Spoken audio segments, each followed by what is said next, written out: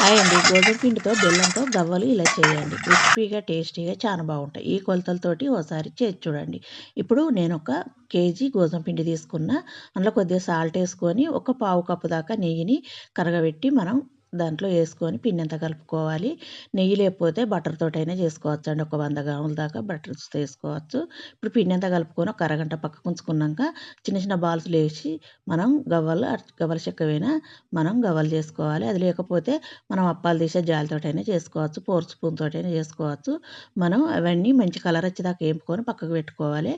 ఇప్పుడు బెల్లం మనం కేజీ పిండికి ముప్పావు కేజీ దాకా బెల్లం తీసుకోవాలి. నేను మెజరింగ్ కప్పుతోటి 2:30 కప్పుల బెల్లం తీసుకున్నా. 2:30-3 దాకా ఏసుకోవచ్చు. ఒక కప్పు వాటరేసి మనం కొంచెం ముద్ద పానకం వచ్చేదాకా ఆనకాన్ని పట్టుకొని, కొద్దిగా ఇలాచి పొడి ఏసుకొని దించుకొని గవ్వలు అందులో ఏసుకొని పూర్తిగా చల్లారినంక వీటిని రిమూవ్ చేసుకోవాలి.